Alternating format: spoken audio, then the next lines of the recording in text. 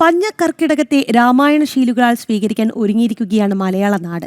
നാളെ മുതൽ കേരളക്കരയാകെ രാമമന്ത്രധ്വനികളാൽ മുഖരിതമാകും. രാമായണ മാസത്തിൽ ഭഗവാൻ ശ്രീരാമചന്ദ്രന്റെ ജന്മസ്ഥാനമായ അയോധ്യയിൽ നിന്നും രാമകഥകളുമായി എത്തുകയാണ് ജനം TV. എസ് ശ്രീകാന്ത് ഉണ്ട് അയോധ്യയിൽ നിന്ന്. ശ്രീകാന്ത്, നമസ്തേ. എങ്ങനെയുണ്ട് അയോധ്യ?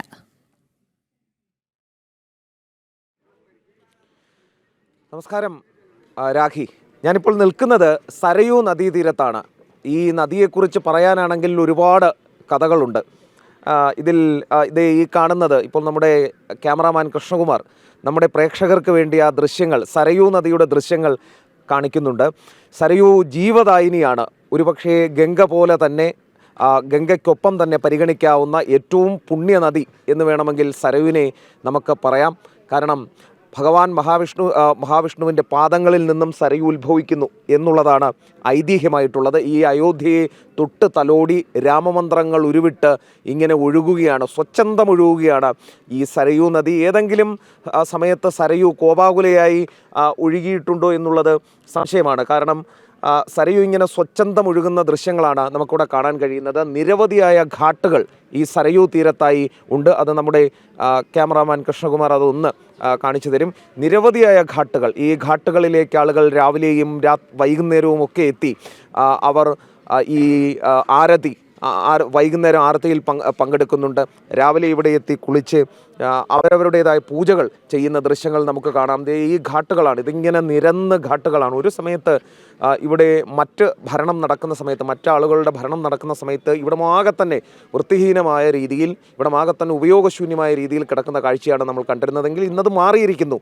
പൂർണ്ണമായും ഈ ഘാട്ടുകളൊക്കെ തന്നെ പണി പൂർത്തിയായി വരുന്ന ദൃശ്യങ്ങൾ കൂടി നമുക്ക് കാണാൻ സാധിക്കും. ഈ ഘാട്ടുകളിലൊക്കെ തന്നെ രാവിലെ തന്നെ എത്തി പല തരത്തിലുള്ള ആളുകളാണ് വരുന്നത്. ഇവിടെ തൊഴിലെടുക്കുന്ന ആളുകളുണ്ട്, ഈ സരയുവിനെ കൊണ്ട് ജീവിക്കുന്ന ഒട്ടനേകം ആളുകളുണ്ട്. അങ്ങനെ കുറച്ച് ആളുകൾ, ഇദ്ദേഹമാണ്, നമുക്ക് ആ ദൃശ്യങ്ങളൊന്ന് കാണിച്ചു കൊടുത്താൽ കാണാം. ഇവിടെ സരയൂ തീരത്ത് മുടിവെട്ടി ഉപജീവനം നടത്തുന്ന ആളുകളുണ്ട്, കുറികൾ വിറ്റ് ഉപജീവനം നടത്തുന്ന ആളുകൾ. ഇദ്ദേഹമാണ് നമുക്ക് രാവിലെ വന്ന ഉടനെ കുറിയൊക്കെ ഇട്ട് തന്നത്. ഈ കുളിച്ചു കയറുന്ന ആളുകൾക്ക് കുറിയൊക്കെ ഇട്ട് ഉപജീവനം കണ്ടെത്തുന്ന ആളുകളാണ്.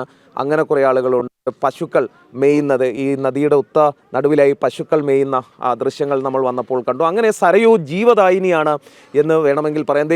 ഇതിൻ്റെ സരയുവിൻ്റെ കരയിലായി ഒട്ടനേകം ക്ഷേത്രങ്ങളുണ്ട് എന്നുള്ളത് കൂടിയാണ് ഇതിലെ പ്രത്യേകത. ആ ദൃശ്യങ്ങളൊന്ന് കാണിച്ചു കൊടുത്താൽ നമ്മൾ കാണാൻ കഴിയുന്നത് ലക്ഷ്മൺ ഖിലയാണ് കാണാൻ സാധിക്കുന്നത്.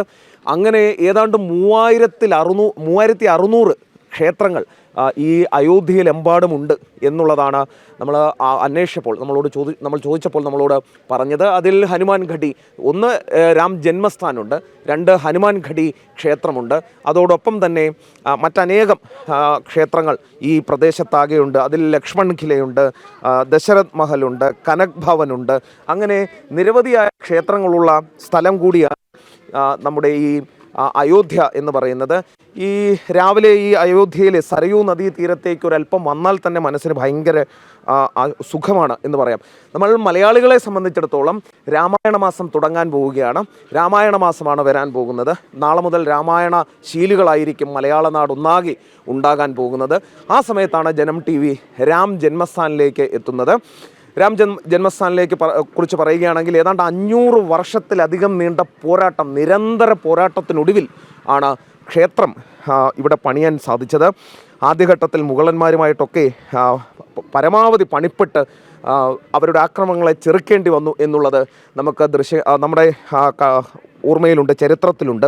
അതിനുശേഷം കേസും കൂട്ടവുമായി, സ്വാതന്ത്ര്യാനന്തരം പോലും കേസും കൂട്ടവുമായി പോകേണ്ടി വന്നു. നിരന്തരമായ പ്രക്ഷോഭങ്ങൾ വേണ്ടി വന്നു. ചോരപ്പുഴയൊഴുകിയ പ്രക്ഷോഭങ്ങൾ ഉണ്ടായി, കേസുണ്ടായി, ജയിലിനുമൊടുവിലാണ് നമ്മൾ കാത്തിരുന്ന ആ സുദിനം വന്നെത്തിയത്. നരേന്ദ്രമോദി സർക്കാർ അധികാരത്തിൽ വന്നു. ഉത്തർപ്രദേശിൽ യോഗി ആദിത്യനാഥ് സർക്കാർ കൂടി അധികാരത്തിൽ വന്നതോടെ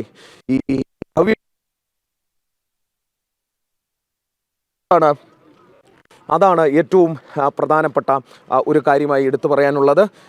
ഇതിൽ ഒരു കാര്യം കൂടി ചൂണ്ടിക്കാണിക്കാനുള്ളത് രാഖി, അതായത് നാളെ ജനം TV ഒരു പ്രധാനപ്പെട്ട ദൗത്യം കൂടിയാണ് ഏറ്റെടുത്തിരിക്കുന്നത്. അതായത് നമ്മുടെ മലയാളികളായ കൃഷ്ണകുമാർ, നമ്മുടെ ആ ഘാട്ട് കൂടി നമുക്കൊന്ന് കാണിച്ചു കൊടുക്കാം. നമുക്ക് മലയാളികളായ നമ്മുടെ പ്രേക്ഷകർക്ക് അയോധ്യ ശ്രീരാമ ക്ഷേത്രത്തെ നമുക്ക് അടുത്ത് നിന്ന് പരിചയപ്പെടുത്തുക എന്നുള്ളതാണ്.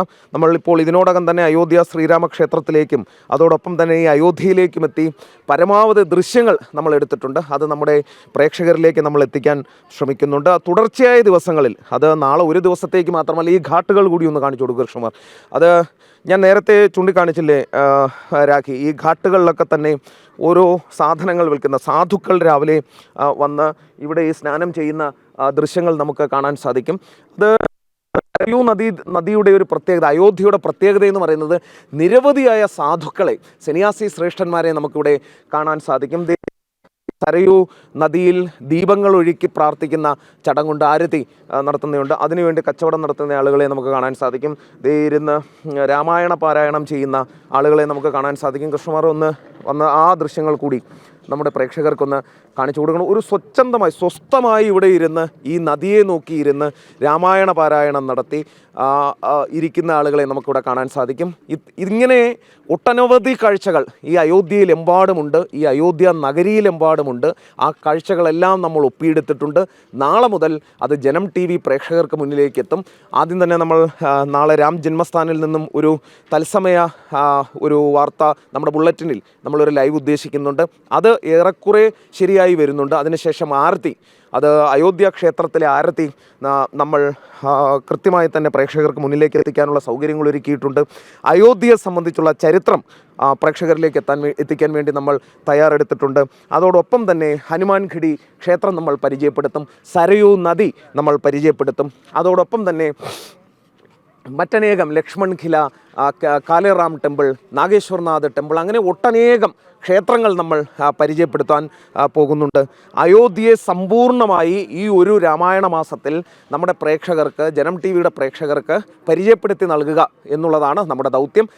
അയോധ്യ ക്ഷേത്ര നിർമ്മാണവുമായി ബന്ധപ്പെട്ട ചരിത്രം കൂടി നമ്മുടെ ആളുകളിലേക്ക് എത്തിക്കുക എന്നതുകൂടിയുണ്ട്. കാരണം ഒരു സുപ്രഭാതത്തിൽ പെട്ടെന്നൊരു ദിവസം ഉദയം കൊണ്ടതല്ല അയോധ്യ ക്ഷേത്രം എന്നുള്ളത് നമ്മുടെ ആളുകൾ അറിയേണ്ടതുണ്ട്. കേരളത്തിലുള്ള മലയാളികളായിട്ടുള്ള ആളുകൾ ഈ രാമായണ മാസത്തിലെങ്കിലും അറിയേണ്ടതുണ്ട്. അതിന് പിന്നിൽ രക്തരൂക്ഷിതമായ പ്രക്ഷോഭങ്ങളുടെ രക്തരൂക്ഷിതമായ ഒരു ചരിത്രം തന്നെയുണ്ട് എന്നുള്ളത് മനസ്സിലാക്കണം. 1, 2, 3, 4, 5 കൊല്ലമല്ല, ഏതാണ്ട് 500 വർഷക്കാലം നീണ്ട പോരാട്ടങ്ങളുടെ കഥ കൂടിയാണ് അത് എന്നുള്ള കാര്യം കൂടി മനസ്സിലാക്കേണ്ടതുണ്ട്. അതും പ്രേക്ഷകരിലേക്ക് എത്തിക്കാനുള്ള ചരിത്രം കൃത്യമായി കർസേവാപുരത്തൊക്കെ പോയി ദൃശ്യങ്ങൾ പകർത്തിയിട്ടുണ്ട് നമ്മൾ.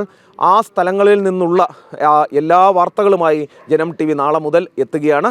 അതിൻ്റെ ഒരു തുടക്കം എന്ന രീതിയിലാണ് നമ്മൾ ഇപ്പോൾ സരയൂ നദി, ഏറ്റവും സ്വച്ഛന്തമായ സ്വസ്ഥമായ ഒരു സ്ഥലത്തു നിന്ന് നമ്മൾ തുടങ്ങിയത്. സരയൂ നദിയാണ് നമ്മൾ ഇന്ന് പരിചയപ്പെടുത്തിയതും കാണിച്ചതും. ഇതിന് തൊട്ട് മുകളിലായി, ഇതിപ്പോൾ നമുക്ക് അകത്തേക്ക് കയറി പോകുമ്പോൾ കുറച്ചധികം സമയമെടുക്കും. അവിടെയാണ് ഈ ലോക റെക്കോർഡിട്ട മൺചരാതുകൾ കത്തിച്ച് ലോക റെക്കോർഡിട്ട സംഭവം നടന്നിട്ടുള്ളത്. അവിടെ തന്നെ വൈകുന്നേരം ഈ ലേസർ ഷോയൊക്കെ നടക്കാറുണ്ട്, രാമായണ കഥ പറഞ്ഞുകൊണ്ടുള്ള ലേസർ ഷോ നടക്കാറുണ്ട്. അങ്ങനെ ഭക്തിയും അതോടൊപ്പം തന്നെ ടൂറിസവും ഒക്കെ മിക്സ് ചെയ്തിട്ട് ഉള്ളൊരു കേന്ദ്രമായി മാറുകയാണ് അയോധ്യ. വളർച്ചയുടെ പടവുകളിലേക്കാണ് കൂരിരുൾ നീങ്ങിയിരിക്കുന്നു. ഭഗവാൻ ശ്രീരാമചന്ദ്രൻ അയോധ്യയിലേക്ക് തിരിച്ചു വന്നിരിക്കുന്നു. അയോധ്യ അതിൻ്റെ ഗതകാല പ്രൗഢി വീണ്ടെടുക്കുന്ന കാഴ്ച ഓരോ മുക്കിലും മൂലയിലും അയോധ്യയിലെത്തിയാൽ നമുക്ക് കാണാം. നാളെ രാമായണ മാസാരംഭമാണ്. ഒരുപാട് കണ്ണിനും മനസ്സിനുമൊക്കെ കുളിർമ നൽകുന്ന കാഴ്ചകളാണ് അയോധ്യയിൽ നിന്ന് ശ്രീകാന്ത് പ്രേക്ഷകരിലേക്ക് എത്തിക്കാൻ പോകുന്നത്. അതിൻ്റെ ഒരു കൃത്യമായ പ്ലാനിംഗ് ഒക്കെ ജനം TVയിൽ നടന്നുകൊണ്ടിരിക്കുകയാണ്. പഞ്ഞക്കർക്കിടകത്തെ രാമായണ ശീലുകളാൽ സ്വീകരിക്കാൻ മലയാള നാട് ഒരുങ്ങുമ്പോൾ ജനം TVയും അതിനുള്ള തയ്യാറെടുപ്പിലാണ് എന്നുള്ളതാണ്. നാളെ മുതൽ കേരളക്കരയാകെ രാമമന്ത്ര ധ്വനികളാൽ മുഖരിതമാകും. അയോധ്യയിൽ നിന്നുള്ള സരയൂ നദീതീരത്ത് നിന്നുള്ള തത്സമയ ദൃശ്യങ്ങളൊക്കെയാണ് പ്രേക്ഷകർ ഇതുവരെ കണ്ടുകൊണ്ടിരുന്നത്. രാമായണ മാസത്തിൽ ഭഗവാൻ ശ്രീരാമചന്ദ്രൻ്റെ ജന്മസ്ഥാനമായ അയോധ്യയിൽ നിന്നും രാമകഥകളുമായിട്ടായിരിക്കും ജനം TV എത്തുക. ശ്രീകാന്ത് അതിനുള്ള തയ്യാറെടുപ്പുകളൊക്കെ നടത്തിയിട്ടുണ്ട്. 2-3 ദിവസമായി ശ്രീകാന്ത് അതിനുള്ള ഒരുക്കത്തിലൊക്കെയായിരുന്നു. ശ്രീകാന്ത് അയോധ്യയിൽ ഉണ്ടായിരുന്നു. അവിടെ നിന്നുള്ള തത്സമയ ദൃശ്യങ്ങളാണ് പ്രേക്ഷകരിലേക്ക് എത്തിച്ചുകൊണ്ടിരുന്നത്. ശ്രീകാന്ത് ലൈനിലുണ്ടെന്ന് പ്രതീക്ഷിക്കുന്നു. ശ്രീകാന്ത്, ഞാൻ പറഞ്ഞു വരുമായിരുന്നു, എനിക്ക് ശരിക്കും പറഞ്ഞാൽ അസൂയ തോന്നുന്നുണ്ട്. കാരണം എനിക്ക് ലഭിക്കാത്ത ഭാഗ്യം ശ്രീകാന്തിനുണ്ട്. ശ്രീകാന്ത് അവിടെ നിന്ന് രാവിലെ തത്സമയ ദൃശ്യങ്ങളൊക്കെ പ്രേക്ഷകരിലേക്ക് എത്തിക്കുന്നു. ഒപ്പം തന്നെ നമ്മുടെ കണ്ണിനും മനസ്സിനും ഒക്കെ കുളിർമ നൽകുന്ന കാഴ്ചകൾ തന്നെയാണ്. അത് നേരിട്ട് അനുഭവിക്കുന്നുണ്ട് ശ്രീകാന്ത്. അവിടെ നിന്നുള്ള കുറച്ചധികം കാഴ്ചകൾ കാണണമെന്നുണ്ട്. എന്തായാലും നമ്മൾ ഒരു മാസക്കാലം ജനം ടി വിയിലേക്ക് കൂടുതൽ രാമായണ കഥകളൊക്കെ എത്തിക്കും. അവിടെ നിന്നുള്ള ചരിത്ര സംഭവങ്ങൾ എത്തിക്കും. എങ്ങനെയാണ് അതിൻ്റെ ഒരു പ്ലാനിംഗ് ഒക്കെ നടന്നു വരികയായിരുന്നു? എങ്ങനെയാണ് അതൊക്കെ ഒരു അന്തിമഘട്ടത്തിലേക്ക് എത്തിയിട്ടുണ്ടോ?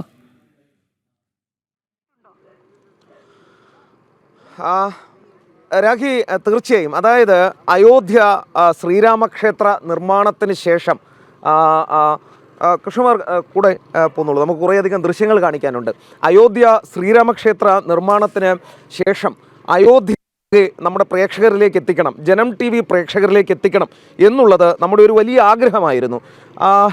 പലപ്പോഴായി നമ്മുടെ ഗൗതം അനന്തനാരായണൻ അടക്കമുള്ള നമ്മുടെ റിപ്പോർട്ടർമാർ ഇവിടേക്ക് എത്തുകയും അവരിവിടെ ഇവിടെ മുഴുവൻ ഷൂട്ട് ചെയ്യുകയും അത് പ്രേക്ഷകരിലേക്ക് എത്തിക്കുകയും ഒക്കെ ചെയ്തതാണ്. പക്ഷെ നമുക്കൊരു 30 ദിവസം ഒരുമിച്ച് ഇങ്ങനെ കിട്ടുന്നത്, കൃഷ്ണകുമാർ ഒന്ന് വേഗത്തിൽ എത്തിയാൽ നമുക്ക് ആ ദൃശ്യങ്ങളൊക്കെ പകർത്താം. നമ്മുടെ ഈ ഒരു മാസം നമുക്ക് ഇവിടെ മുഴുവൻ കിട്ടുന്നത് ഇതാദ്യമായിട്ടായിരിക്കും. അങ്ങനെ ഈ ഒരു മാസം മുഴുവൻ രാമായണ കഥകളാൽ നിറയുന്ന കേരളത്തിൽ, മലയാള നാട് മുഴുവൻ രാമായണ കഥകളാൽ നിറയുന്ന ഒരു കാലം. ആ കാലത്ത് അയോധ്യയെ പൂർണ്ണമായും നമ്മുടെ പ്രേക്ഷകർക്ക് പരിചയപ്പെടുത്തുക, അയോധ്യയുടെ മുക്കും മൂലയും നമ്മൾ അവരിലേക്ക് എത്തിക്കുക. ഞാൻ ആ പട്ടിക ഒന്ന് വായിക്കാം. അവർ പരിചയപ്പെടാൻ പോകുന്ന, നമ്മുടെ പ്രേക്ഷകരിലേക്ക് നമ്മൾ എത്തിക്കാൻ പോകുന്ന ക്ഷേത്രങ്ങളുണ്ട്, നമ്മുടെ പ്രേക്ഷകരിലേക്ക് നമ്മൾ എത്തിക്കാൻ പോകുന്ന മറ്റനേകം സ്ഥലങ്ങളുണ്ട്. അതായത് സരയൂ ആരതി, അതൊരു കാണേണ്ട കാഴ്ച തന്നെയാണ് രാഖി. കാരണം ഇന്നലെ വൈകിട്ട് നമ്മളിവിടെ എത്തിയിരുന്നു. 7 മണിയോടുകൂടി സരയൂ ആരതി തുടങ്ങി. കൃഷ്ണകുമാർ ഇതൊന്ന് കാണിച്ചേ. ഞാനൊരു നല്ലൊരു കാഴ്ച കാണിക്കാം. അതായത് ഇതിപ്പോൾ ജടായുവിനെ ഭഗവാൻ ശ്രീരാമൻ കയ്യിലെടുത്തു വെച്ച് ജടായുവിൻ്റെ ഒരു ചിറകറ്റ് കിടക്കുകയാണ്. ആ കഥയൊന്നും ഞാൻ പറയണ്ട, എല്ലാവർക്കും അറിയാം. അതിന് മരുന്ന് പുരട്ടുന്നു, അതിനെ തലോടുന്നതുമായ ദൃശ്യങ്ങളാണ് ഈ കാണുന്നത്. ഇത് സരയുവിൻ്റെ തീരത്താണ്. സരയുവിൻ്റെ തീരത്ത് ഈ ഘാട്ടുകളിൽ ഒന്നാകെ ഈ രാമായണ കഥ ഇങ്ങനെ കൊത്തിവെച്ചിരിക്കുകയാണ്. സീതയെ തട്ടിക്കൊണ്ട് പോവുകയാണ് രാവണൻ.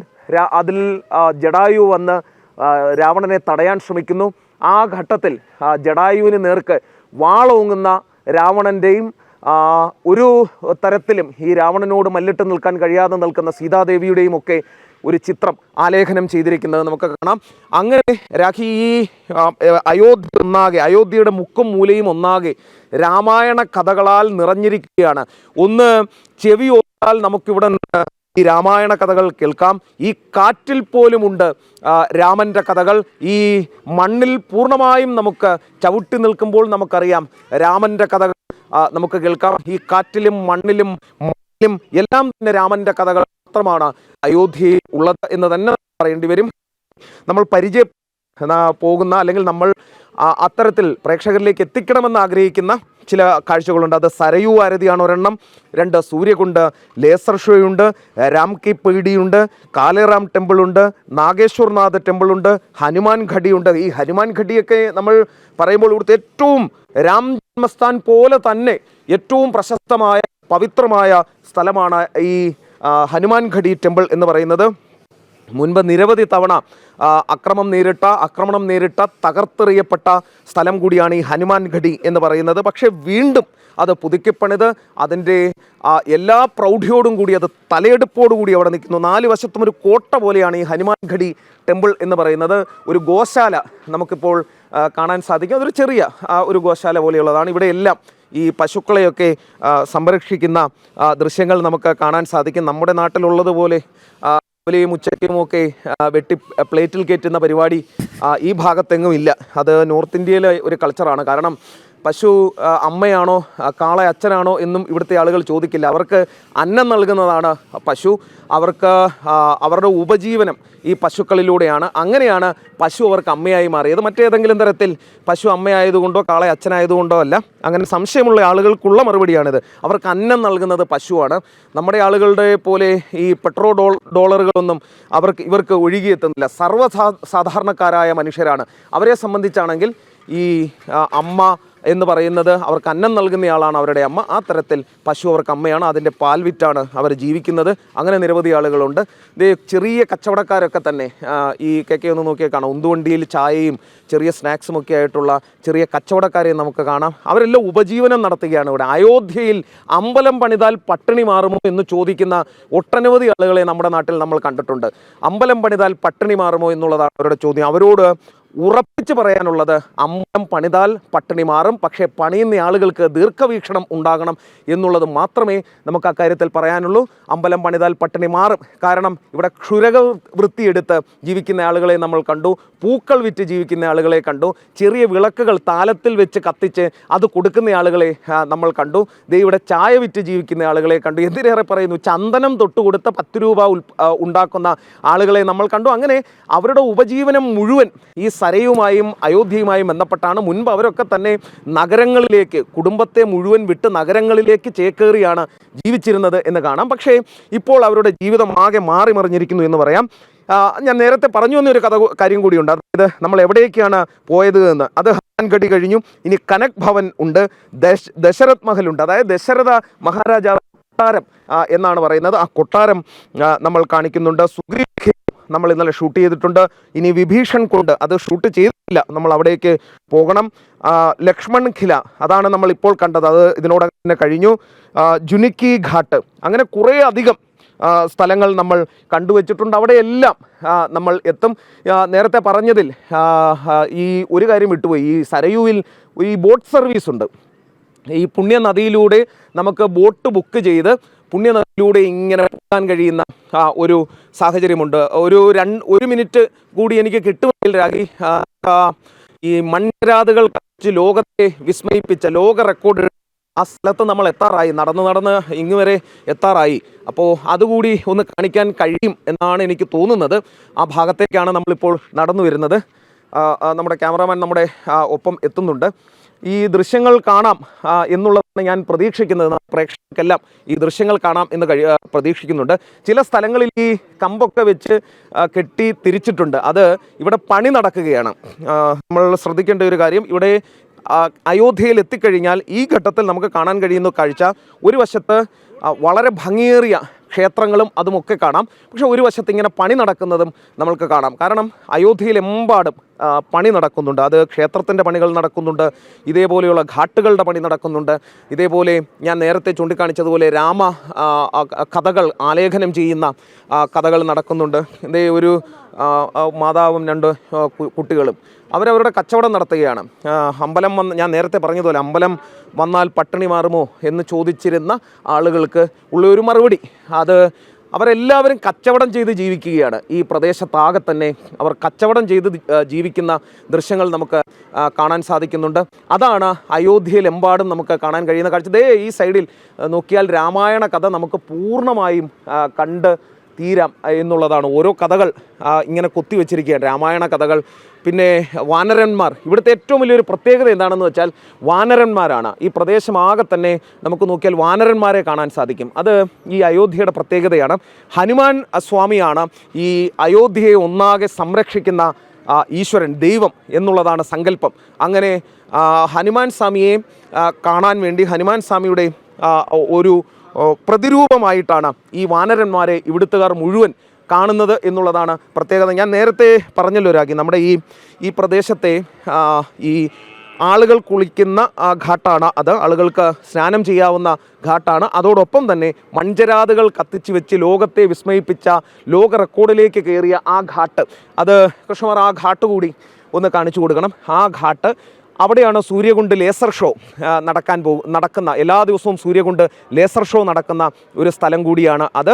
അങ്ങനെ രാമായണ കഥകളാൽ നിറഞ്ഞ, രാമായണ ശീലുകളാൽ നിറഞ്ഞ, രാമൻ മാത്രം നിറഞ്ഞ, ആഞ്ജനേയ ഭഗവാന്റെ സംരക്ഷണയിലുള്ള ഹനുമാൻ ഘടിയിലിരുന്ന് ഈ അയോധ്യ നഗരത്തെ ആകെ ഭഗവാൻ ആഞ്ജനേയൻ സംരക്ഷിക്കുന്നു എന്നാണ് വിശ്വാസം.